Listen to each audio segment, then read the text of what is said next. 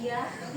Alhamdulillah, yang pertama sehat ya, udah Ya, sehat sudah pasti bahagia ya. betul-betul. Bu Eni sendiri bagaimana nih kamu? Alhamdulillah kabar saya hari ini bahagia karena tinggal sehari lagi kita sekolah, besoknya sudah weekend ya kan? Iya benar saja gitu Bu ya. Jadi bagaimana Bu, ini sebelum kita berbicara berkaitan observasi, saya ingin mengetahui dulu persiapan Ibu berkaitan tanpa observasi kemarin seperti apa? Ya, saat operasi pertama yang saya persiapkan adalah pertama mau belajar ya. Karena kebetulan saya itu masuk di kelas 10 yang sudah menerapkan kurikulum merdeka. Mau belajar di mana menurut saya yang kurikulum merdekanya agak berbeda dengan yang K13. Ini ada fase-fasenya kan. Yang kedua adalah karena saya itu disiplin positif gitu ya kemarin ya. Jadi saya menyesuaikan dengan kebutuhan siswa di sekolah ini, yaitu saya topik lainnya disiplin indah. Jadi yang pertama saya siapkan adalah mau belajar, terus apa aja yang mau belajar itu misalnya dari tahap pertama, tahap pendahuluannya, inti sama tahap penutup. Jadi agar benar-benar anak-anak itu antusias di kelas. Yang pertama kali itu adalah karena di sini ada titik fokusnya yang observasi ini. Jadi saya lebih menekankan pada fokus tersebut, yaitu adalah saya gunakan kesepakatan kelas. Kesepakatan kelas yang kami buat bersama. Sebenarnya saya dan anak-anak membuat kesepakatan tersebut. Selanjutnya bagaimana anak-anak menjalankan kesepakatan itu, dan setelah itu apa saja hambatan yang mereka alami. Itu aja sih yang saya siapkan, sama mungkin ice breaking lah ya untuk mendukung kegiatan saya agar lebih hidup di kelas ya, biar mereka tidak bosan di dalam kelas untuk ice breaking. Jadi itu yang dilakukan untuk pra-observasi. Jadi setelah melakukan pra-observasi akan melakukan observasi. Nah, bagaimana perasaan Ibu setelah melakukan observasi dengan Ibu sudah mempersiapkan sedemikian rupa modul dan memang semua materi yang sudah Ibu perjelas tadi. Jadi pertama sebenarnya saat masih kepra ya, ini kita masuk itu adalah yang pertama kali saya tentukan adalah waktu, tanggal dan hari. Karena apa? Karena saya kebetulan di sekolahnya tidak punya jam kelas, jadi sudah ada masuk kelas. Jadi memang mencari jam-jam kosong, bukan jam kosong sih Bu ya, lebih pinjam jamnya guru mata pelajaran, dan syukurnya alhamdulillah itu dapat jam P5 saya sendiri sih. Jadi saya bisa menggunakan waktu tersebut. Yang kedua adalah saat observasi sebenarnya yang saya persiapkan memang sudah sedemikian rupa, namun sebagai manusia ya tetap gugup ya Bu ya. Perasaan saya itu takut, gugup karena apa? Karena takutnya tidak sesuai apa yang saya sampaikan. Dan sebelumnya kan juga sudah ada diagnosis itu kan. Benar itu. Nah, jadi kan ini sebenarnya apa yang saya sampaikan khususnya kelas 10 harus memang benar-benar sesuai dengan kebutuhan mereka. Kenapa akhirnya saya mengambil topik layanan itu disiplin itu indah? Karena sesuai dengan kebutuhan mereka sendiri. Karena dari kelas mereka ini kan dari SMP ke tahap SMA ini butuh adaptasi, di mana SMP mungkin jam masuknya lebih lama dibandingkan ketika SMA. Begitu juga dengan jam pulangnya. Jadi disiplin itu perlu diterapkan sejak dini. Jadi gitu sih. Jadi saat observasi yang pasti yang saya lakukan adalah perasaan saya lah ya, perasaan saya gugup sekali. Ini aja saya masih berbicaranya masih gugup ya, jika mengingat kembali hal tersebut sangat gugup, nervous, takut, apalagi dilihat sama observernya kan, itu sangat menakutkan buat saya yang tidak terbiasa dan masuk kelas maksudnya. Yang selanjutnya adalah rasa antusiasnya karena mungkin ini men-challenge diri saya, bagaimana saya bisa melihat apakah saya mampu menyampaikan topik lain ini dengan ada fokus dari observasi kan agak berbeda dengan supervisi Bu ya. Kalau misalnya kita supervisi, kalau ini observasi agak lebih menantang karena ada fokus perilakunya. Jadi kemarin Ibu mengambil disiplin positif, yaitu lebih kepada menekankan kesepakatan kelas. Ya benar.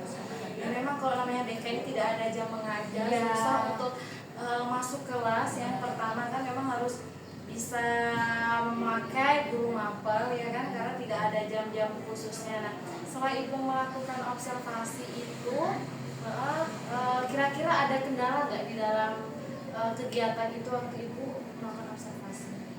Kalau kendala sih sebenarnya lebih ke teknis penyesuaian dan pembiasaan. Jadi teknis itu adalah saya terlalu lama menyiapkan seperti macam LCD, media-media persiapannya, terus anak-anaknya, karena waktu itu setelah jam istirahat saya masuk, jadi mengkondisikan mereka di dalam kelas itu cukup kesulitan bagi saya agak kewalahan karena mereka ternyata banyak yang baru datang, dan pakaian mereka hari Jumat itu harusnya ganti dari baju olahraga ke baju pramuka, namun masih banyak yang tidak sesuai. Bahkan ada yang pakai rok pramuka bajunya olahraga, ada yang baju pramuka laki-laki celananya olahraga. Jadi sangat tidak balance menurut saya. Padahal sudah diingatkan sebenarnya sebelum observasi ini sudah saya ingatkan ibu besok menggunakan kelas kain untuk observasi. Jadi mohon kerjasama dan lain sebagainya. Ternyata diingatkan saja siswa masih tidak disiplin. Makanya dari itu saya menyampaikan topik layanan jadi disesuaikan dengan kondisi siswa sebenarnya. Namun kendalanya masih ke teknis itu, saya masih sedikit kewalahan dengan mereka beserta media-media yang saya gunakan. Sempat itu ketika ketika menggunakan proyektor itu suaranya tidak terdengar jelas, volumenya video, karena saya menampilkan video karena memang anak-anak di kelas 10, saya menggunakan kelas 10 itu lebih ke ada yang visual, ada yang audio visual, jadi saya lebih menggunakan itu. Jadi ketika saya mau memutarkan video animasinya itu ternyata suaranya tidak terdengar jelas, itu sampai menunggu waktu yang cukup lama. Jadi saya lebih ke masalah teknis saat itu sih, dan kewalahan masih untuk mengatur siswa karena ternyata saya harus menunggu mereka hampir 30 menit untuk mereka dari kantin dan lain sebagainya ke kelas. Jadi itu menurut saya hambatan yang saya alami. Nanti masalah persiapan penggunaan LCD medianya ya. Mungkin nanti bisa dipersiapkan sebelum masuk kelas, mungkin bisa dicek-cek, dicoba dulu mungkin ya. Memang pas untuk materi ibu berikan disiplin positif karena anak sepertinya kurang disiplin, dan itu termasuk bisa masuk dalam kesepakatan kelas kan Bu, karena memang peraturannya mungkin seperti apa di sekolah, tidak boleh memakai baju olahraga di dalam kelas. Iya sih, sebenarnya meminimalisir hambatan itu kan agak sulit sih sebenarnya Bu ya.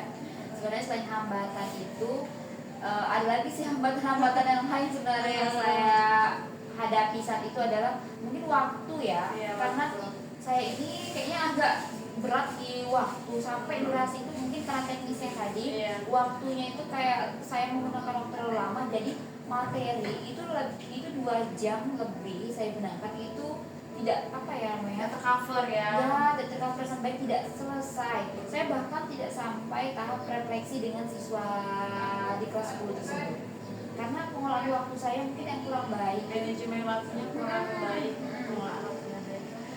Solusi ibu ke depannya, solusi ibu agar tidak terjadi hal sedemikian, karena nanti kita akan melakukan observasi lagi di bulan depan kan, berarti harus ada persiapan lagi yang lebih matang, mungkin apa Bu?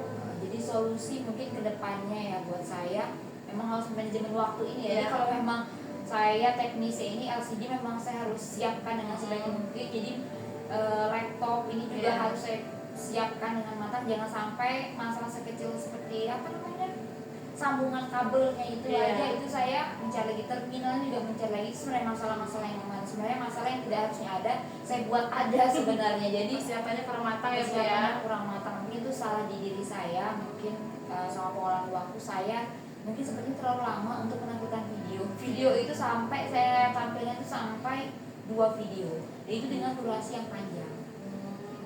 Mungkin kadang kalau terlalu panjang juga anak terlalu bosan sebenarnya karena kadang anak-anak ini juga tidak semuanya yang visual ya kan, ada juga anak yang mungkin kinestetik yang mungkin apa sih Bu ini video mungkin ada mungkin yang pakai cara games atau mungkin chance apa lagi yang mungkin buat anak itu bisa mungkin berpikir lagi, ada hal baru nih di kesepakatan belajar nih, seperti itu sih Bu. Kemarin memang durasi waktu saya mungkin materinya agak sedikit monoton ya, jadi mata pelajaran juga sedikit monoton, mungkin media-media yang saya gunakan karena memang saya menggunakan metodenya itu lebih ke diskusi sih, diskusi kelompok mereka melihat video. Cuma mungkin kedepannya saya harus memperbaiki dalam manajemen waktu saya dengan anak-anak di kelas. Jadi mungkin penyesuaian aja kali, mungkin kedepannya saya coba perbaiki. Termasuk dalam refleksi refleksi Ya, Ibu juga ya, benar. refleksi Ibu untuk menjadi lebih baik ke depannya lagi. Baik, terima kasih Bu Okta, ya semoga nanti ke depannya bisa ada perubahan yang ke arah lebih positif lagi, manajemen waktunya, persiapannya lagi, tidak lagi mengurus kabel-kabel lagi. Iya, perkabelan. Atau sebelum masuk sudah dicoba dulu di ruangan Ibu, mencoba oh ya sudah siap ini suaranya keluar seperti itu, jadi tidak ada problem lagi di dalam layanan atau memberikan bimbingan klasik di dalam kelas. Alhamdulillah, terima kasih banyak Bu Heni karena dengan melaksanakan refleksi ya dengan Bu Heni ini buat saya juga menjadi refleksi buat diri saya sendiri maupun perbaikan kedepannya. Saya berharap semoga kedepannya saya bisa menjadi lebih baik lagi meningkatkan kinerja saya karena selain mungkin atas nama anak-anak yang pertama karena kita kembali lagi kita ingat sebenarnya kurikulum yang merdeka ini berpusat pada siswa. Jadi mungkin saya tidak lebih berpusat pada guru ya, lebih menampilkan ego saya juga harus bisa berpikir bahwa apa yang saya sampaikan itu baik atau enggak, menonton dan siswa ikhlaskan hasil mereka. Terima kasih banyak Bu Heni. Saya sudah agak lega dan cukup tenang. Terima kasih banyak. Kalau bisa permisi dulu ya.